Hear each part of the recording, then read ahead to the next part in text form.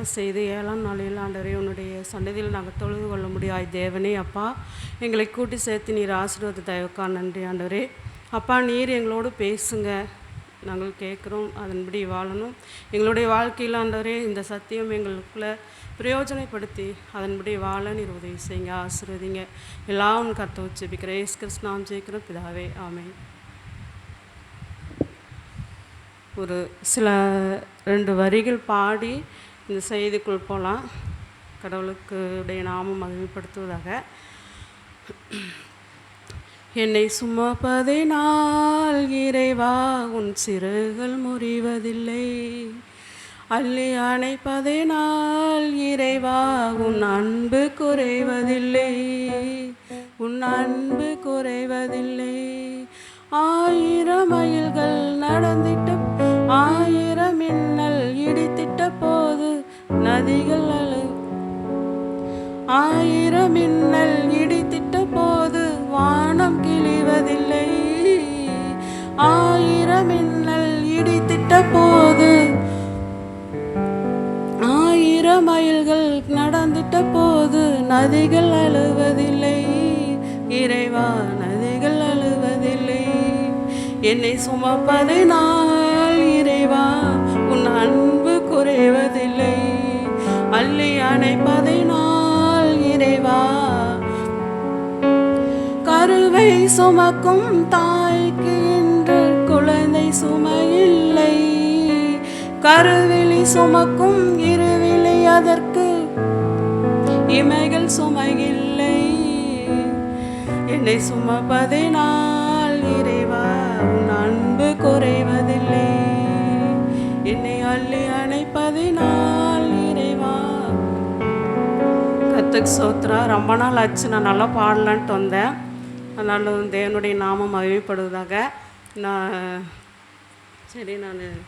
செய்திக்குள் போவோம். ஒரு சிறிய அவயங்கள் குறித்து நான் பேசலான்னு இருக்கிறேன். தேவன் தாமே ஆண்டவர் இது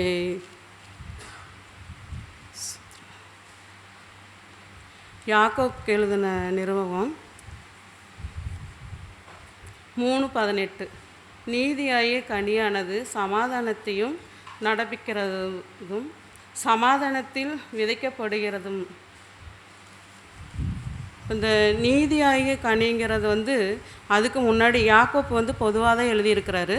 அவருக்கு சேர்த்து தான், நமக்கு கிடையாது, நம்மளுக்கு மாத்திரம் இல்லை, அவருக்கு சேர்த்து பொதுவாக எழுதியிருக்கிறார் இந்த நிறுவனம். இது பார்ப்போம். 5வது அதிகாரம். அப்படியே நாவானது சிறிய அவயங்களாக இருந்து பெருமையானவைகளை பேசி பாருங்கள், சிறிய நெருப்பு தான் எவ்வளவு பெரிய காட்டை கொளுத்தி விடுகிறது.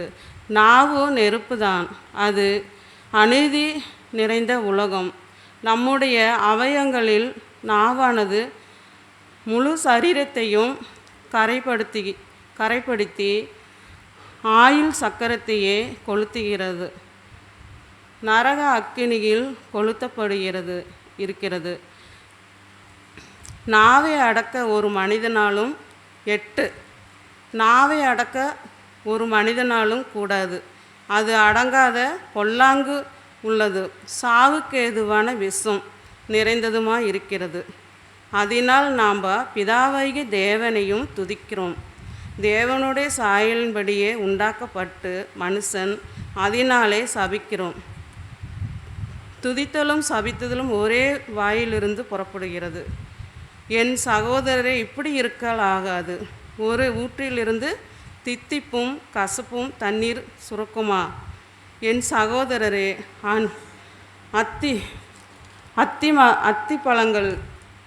அத்தி மரத்தில் ஒலிவ பழங்கள், திராட்சை செடியும் அத்தி பழங்களும் கொடுக்குமா? அப்படியே இது பார்த்திங்கன்னா நம்மளுடைய நாவை குறித்து தான் பேசியிருக்கிறார் யாக்கோப்பு. பாருங்கள், நம்ம இதனுடைய இந்த நாவை எடுத்துட்டோம்னா நம்மளுடைய நாவுகள் எந்த இடத்துல எப்படி பேசணும், என்ன பண்ணணுங்கிறது என்ன செய்யணும், நம்மளால் முடியாது. நம்மளுடைய நாவுகளை அடக்க நம்மளால் முடியாது. இது வந்து கடவுளுடைய பரத்திலிருந்து வருகிற ஞானமே ஒன்று, வேறு ஞானம் நம்ம ஜெபத்தில் தான் நாம் வந்து ஆண்டவர்கிட்ட கேட்கணும். இந்த நாவை குறித்து எவ்வளோ இதாக எழுதியிருக்கிறாரு இந்த அதிகாரத்தில். அப்போ பாருங்க, இந்த நாவானது பாருங்க நன்மையும் செய்யும் தீன்மையும் செய்யும். எவ்வளவு நன்மைகள் இருக்குது, எவ்வளவு தீன்மைகள் இருக்குதுன்னு நாம் இப்போ கொஞ்சம் ஆராய்வோம். பாருங்கள், எடுத்தீங்க வாசிங்க 14, யாக்கோப்பு 3ஆம் அதிகாரம் 14.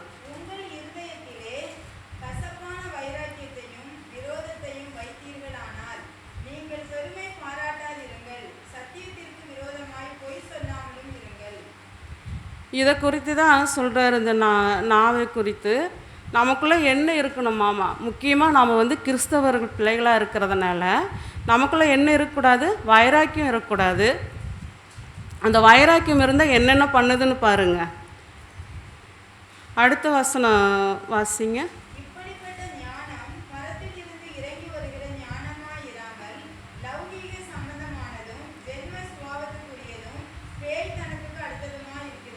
பதினாறு வாசிங்க.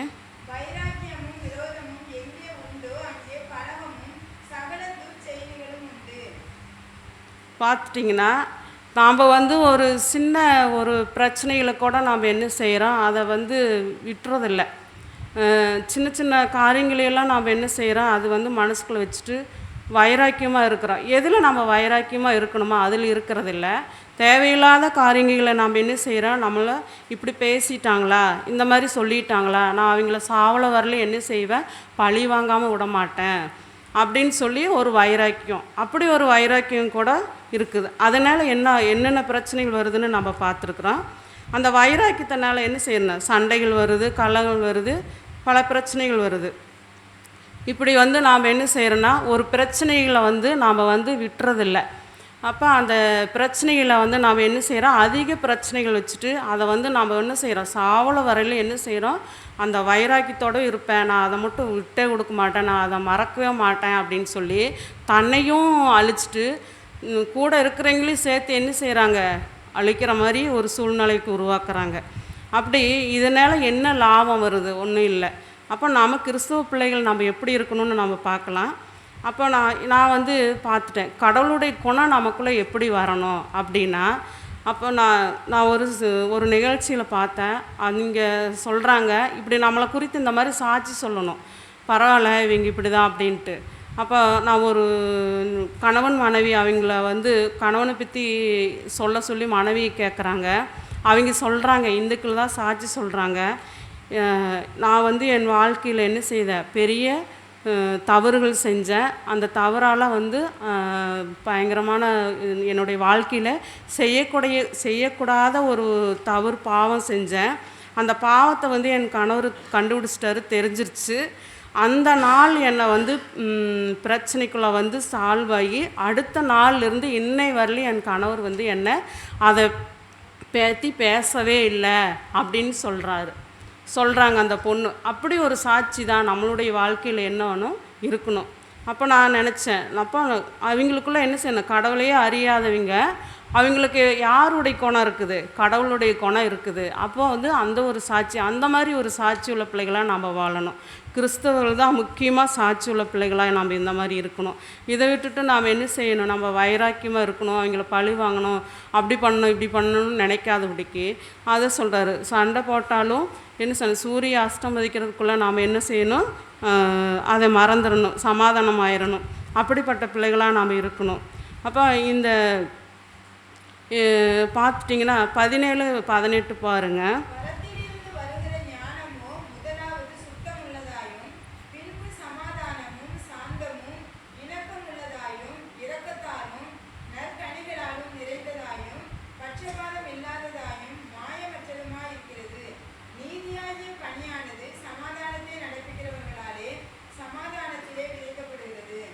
அப்போ நாம் இந்த நீதியாகி கனியானது பாருங்கள் என்ன இருக்குது, சமாதானத்தில் இருக்குது, சமாதானத்தில் நடக்கிறவர்களாக இருக்குது, சமாதானத்தை விதைக்கப்படுகிறவர்களாகவும் இருக்கிறோம்.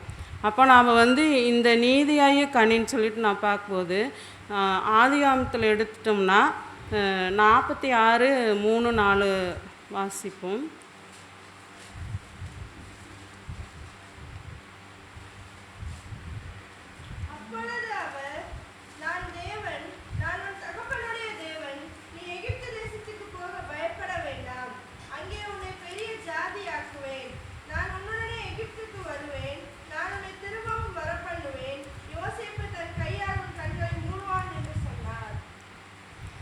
அப்போ அந்த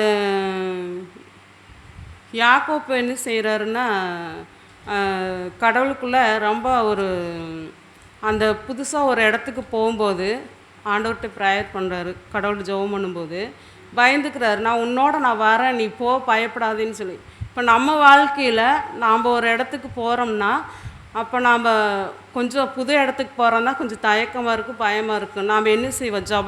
ஜெபம் பண்ணி அந்த இடத்துக்கு போவோம். ஆவியானவர் என்னோட வந்து என்ன பலப்படுத்துங்க அப்படின்னு சொல்லி கேட்குற அனுபவம் நம்மளுக்குள்ள இருக்கா? அந்த மாதிரி ஒரு அனுபவம் இருக்கணும். அப்போ சொல்லும்போது நான் ஆண்டவரே சொல்கிறேன், நீ பயப்படாத, நீ போ, நான் உன்னோட இருக்கிறேன் அப்படிங்கிறாரு. பாருங்க 49:22.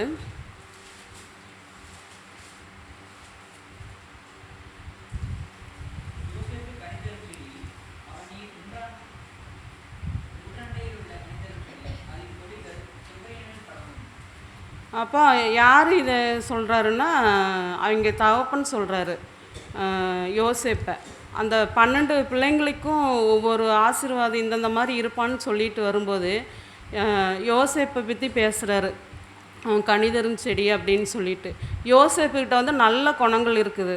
ஏன்னா எகிப்தில் போயிட்டு கூட இருக்கும்போது அப்போ யோசேப்பை வந்து அவனுக்குள்ள ஒரு பாவங்கள் வரும்போது என்ன சொல்கிறான், வஸ்திரங்களை கூட நான் ஆண்டவருக்கு பெரிய இப்படிப்பட்ட ஒரு பாவத்தை நான் எப்படி செய்வேன்னு சொல்லிட்டு யோசேப்போட ஆண்டவர் இருந்ததுனால யாக்கோப்போட ஆண்டவர் இருந்து வந்தார். அதை நம்ம பார்க்குறோம். யோசேப்போட ஆண்டவர் இருக்கிறாரு.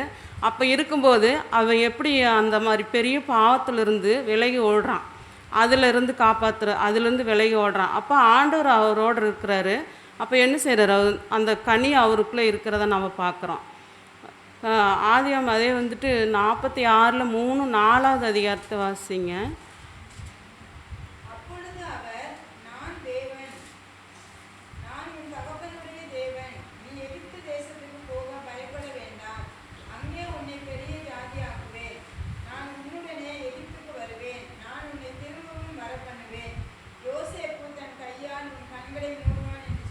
அது வாசிச்சிட்டோமா? 2 அதிகாரம் வாசிச்சா? 2 வசனம் 50, 21, 24. அந்த 3 அதிகாரத்தை 21, 24, 25.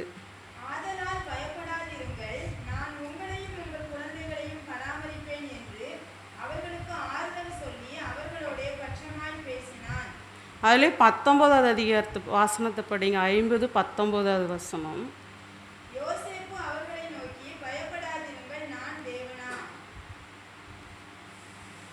இப்போ அவங்க தகப்பன் இறந்துடுறாரு, எகிப்துக்கு போகிறாங்க, தகப்பன் இறந்துடுறாரு. இறந்த பிற்பாடு அவங்களுக்குள்ள சகோதரனுக்குள்ள ஒரு பயம் வருது. ஏன்னா யோசேப்பை வந்துட்டு விற்றுட்டாங்க இல்லையா, கொல்லணும்னு சொல்லி பழி வாங்கினாங்களே, கொல்லணும்னு சொல்லிட்டு இது பண்ணாங்க, சகோதரனுங்களாம் இது பண்ணினதுனால இவங்களுக்கு என்ன நினச்சிட்டாங்க, நம்ம சின்ன வயசில் நம்ம தம்பியை வந்து நம்ம பழி வாங்கினோம், அதனால நம்ம அப்பாவும் இறந்துட்டாரு, அதனால் நம்ம அப்பா இறந்த பிற்பாடு நம்ம குடும்பத்தோடு நம்மளுக்கு பழி வாங்குவாப்பிலையா அப்படின்னு சொல்லிட்டு அந்த ஒரு பயத்தில் கேட்குறாங்க. கேட்கும்போது நான் சொல்கிறேன், நான் என்ன தேவனா பழி வாங்கறதுக்கு? ஆண்டவருடையது சித்தம் அப்படி இருக்கிறதுனால தானே நீங்கள் செய்யலீங்களா அப்படின்னு சொல்கிறான்.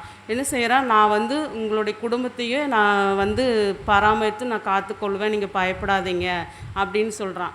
இப்போ யாக்கோப்புக்கு வந்து யோசேப்புக்கு வந்து என்ன ஒரு குணம் இருக்குதுன்னா, மன்னிக்கக்கூடிய குணம்.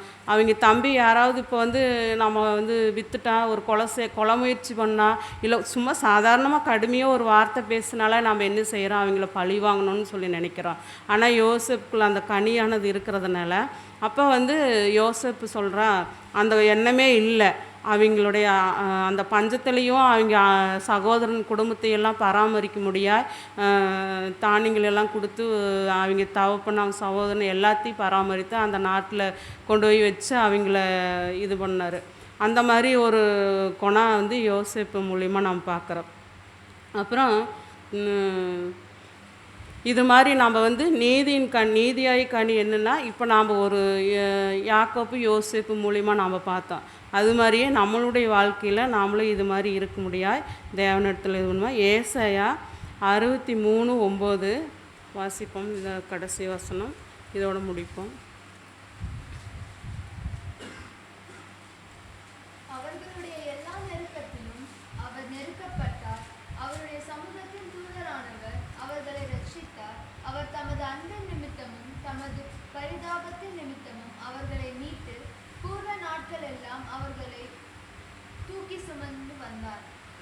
இதில் என்னென்னா, பூர்வ நாட்களே நம்மளை என்ன செய்கிறாரு, தூக்கி சுமந்து வருகிறார். அதனால் நம்மளை சுமக்கிறதுனால அவருக்கு என்னன்னா ஒரு பாரம் கிடையாது, அவருடைய சிறகுகள் முறிவதில்லை. நம்மளை அள்ளி அணைப்பதனால என்னென்னா அவருக்கு அன்பு குறைவதில்லை.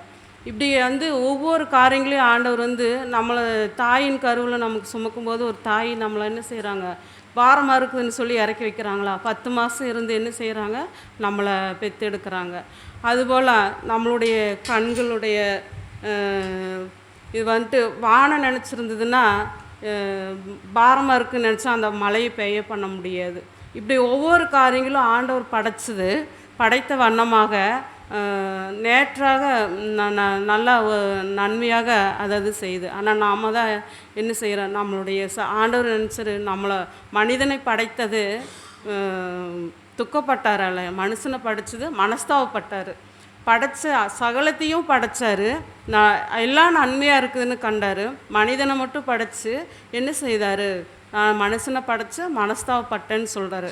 அதுலேயும் பார்த்தீங்கன்னா யாக்கோப்பு எழுதியிருக்கிறாரு பார்த்தீங்களா, அந்த சிறிய அவையன்னு சொல்லிட்டு, அந்த சிறிய அவையமானது என்ன செய்யுது, நம்மளையும் கொளுத்துறதும் இல்லாமல் என்ன செய்யுது, நிறையா வீட்டை கொளுத்துது நாட்டை கொளுத்துதுங்கிற மாதிரி ஒவ்வொரு பிரச்சனைகளையும் உருவாக்குற அந்த அவையா எவ்வளோ உணர்ந்து எழுதியிருக்கிறாருன்னா அவ்வளோது. இது என்னை குறித்து உன்னை குறித்துன்னு நாம் சொல்லிக்கிறதில்ல, பொதுவாக இது எழுதியிருக்குது எல்லாத்துக்குள்ளே.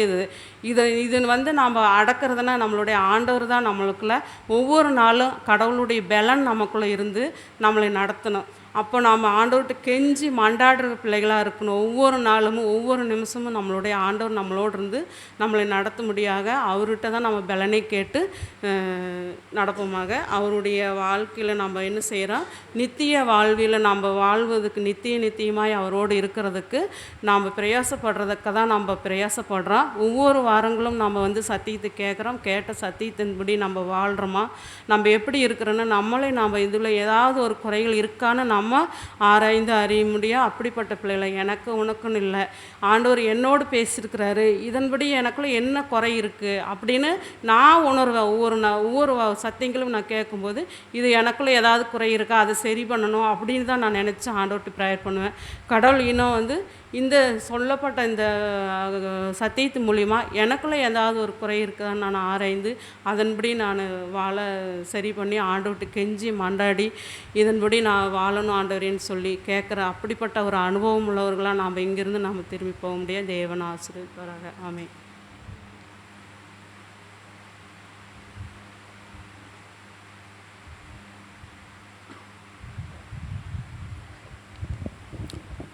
ஆமென். நீதியாகிய கனி. ஆமென். நல்ல அற்புதமான செய்தி. இந்த நல்ல வார்த்தைக்காக நம் தேவனை நாம் ஸ்தோத்திரம்.